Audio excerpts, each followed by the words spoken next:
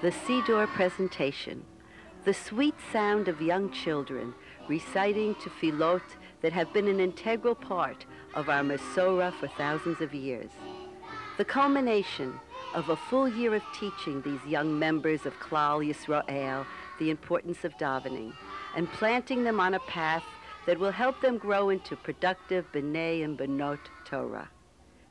The annual Siddur presentation at the Jewish Educational Center in Elizabeth, New Jersey, and of course, the hundreds of weddings that he performed in the community were always a great source of nachat to Rav Pinchas Mordechai Teitz, Zichrono Livracha, the founder and spiritual leader of the JEC for over 60 years.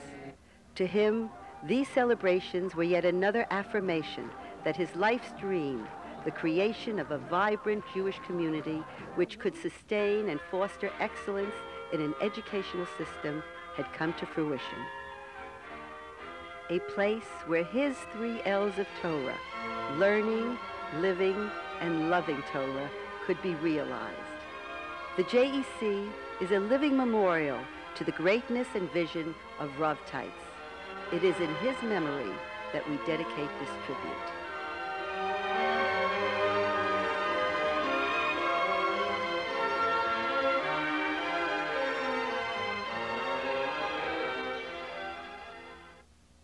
Rav Pinchas Mordechai Teitz came to the United States from Riga in 1933, along with Rav Eliyahu Meir Bloch, to raise money for the Telz Yeshiva. It was during that tour that he met Bessie Preil, daughter of the late Rav Elazar Meir Preil, who had been the chief rabbi of Elizabeth. The subsequent courtship and marriage to Bessie Preil not only prompted Rav Teitz to permanently move to America, but also made him heir to the chief rabbinate of Elizabeth. Rabbi Teitz was a bright young man and had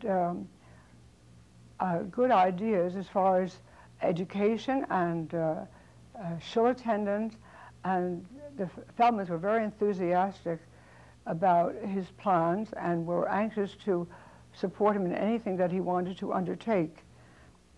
In 1935, Rav Teitz established the Rabbi E.M. Preil Talmud Torah.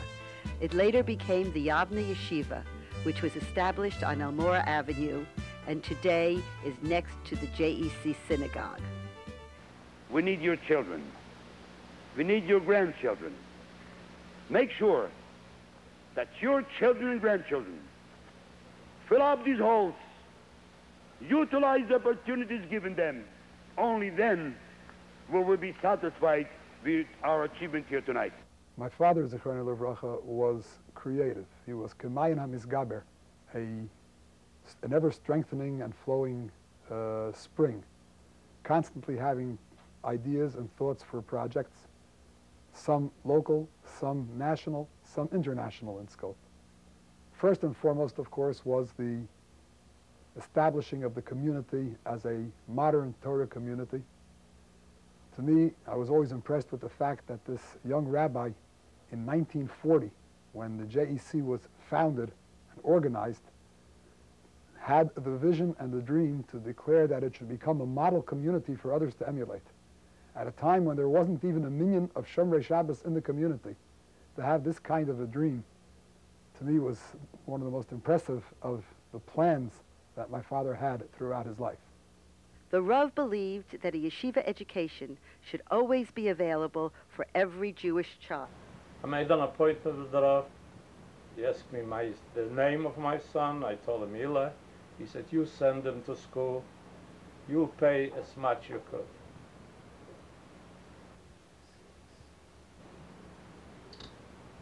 My son went to school. He enjoyed very much. And I thought to myself that I owe something to the JEC. Not so much for the schooling what they gave my son, but how the Rav treated me the first day. In 1955, the first Jewish high school in New Jersey, the Rabbi Teitz Mesivta Academy, was established. It would serve as a fertile breeding ground for future Judaic as well as academic scholars. We intend to utilize this house to give our children, as I stated this morning, the best of American education, the best of Hebrew education, blended in such a manner that we will create a proud, learned, observant, dedicated, full of love, full of higher and loftier ideals, with a sense of higher values in life. Yeah, there's one mashal that Rabbi Teitz always says over in the name of his father, and I've been hearing it for years, and I use it even on when we have Israel night with the parents coming down to discuss the boys continuing on. That Rav Teitz used to say that it says in Kriya Shema, al levavchem, not el levavchem. And what is the point of this? That you can place the Torah on the heart, you can't place it in the heart, to the heart. You can't make it happen. So our job is always to try as much as we possibly can to put as much Torah, emphasis of the warmth of Torah, as I said before, and the other aspect, to give them that Torah, and then as they travel through life, as they go on to Eretz Yisrael, which almost all of our Talmidim do, then the Torah falls in. The environment makes it possible. Rav Teitz was always an advocate of women learning Torah, and in 1963, he took the dramatic step of opening the Bruria High School for girls. Rabbi Teitz called the school Bruria. It was an unusual name, and it still is an unusual name for a girls' school. Obviously, he had a vision when he called it Bruria. Bruria was one of the best-known female scholars of many a year ago, the wife of Rabbi Meir. And this is what he mandated to me when I came in. Make scholars out of these girls.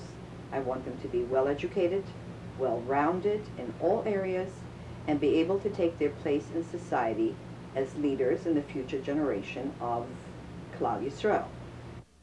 Today, Bruria is one of the country's premier Jewish girls' high schools, serving hundreds of young women from all over the metropolitan area. While the JEC was growing academically, the community was exploding with hundreds of religious families attracted to Elizabeth by Rav Teitz's leadership and reputation. The reason we moved to Elizabeth was very simple, was a matter of a practical reason. When my children started going to school, we lived in Newark, New Jersey, lay down in Hillside, spoke to some of my friends, and they said, well, where are you going to move from here? So I said, well, the only choice, the best choice would be Elizabeth. I said, what? Elizabeth? You have only one. The whole city is run under one auspices, under the Teitz, Rabbi Teitz, and you have no choices of schools. You're limiting yourself. I said, that's exactly what I want. I wanted leadership. That's the only way you can accomplish something. Rav Teitz became the epicenter of Torah for Elizabeth Jewry, teaching his congregants to live Torah and setting couples on the road to leading Torah-full lives. He participated in their smachot, and he shared in the pain of their sorrows. But I had a case where I had to put my mother in an old age home. And it was just before some kind of holiday. And the rabbi must have seen, because I sit in the first row, but I sit upstairs, he must have seen me crying. When I came out, almost everybody left already, because in order to come from the first row, you are the last one. The rabbi and Mrs. Teitz were waiting on the step of the shul for me. The Rav also spread Torah throughout the world with his weekly Daf HaShavua broadcast made over WEVD and syndicated worldwide. Lomer lernen a Blatt Gemurre. Daf HaShavua. Rav Teitz, bevakasha. A dank euch, Mr. Basenko, und a gut Woche euch, Choshver Radio Zuhörer. The show culminated each year with hundreds of people attending a live broadcast. Rav Teitz's influence, however, stretched far beyond the Elizabeth community and the United States. It was his commitment to Soviet Jewry that helped thousands of Russian Jews recapture the essence of their religious and spiritual history. In 1964, he made the first of 22 trips behind the Iron Curtain to teach and encourage Jews in the Soviet Union. He involved the entire community in this vital work. In Elizabeth, Rav Teitz had built a model community that was sought out by many religious and political leaders. For Elizabeth today, insist on Yiddishkeit, demands Yiddishkeit, loves Yiddishkeit, not Judaism, not Soros.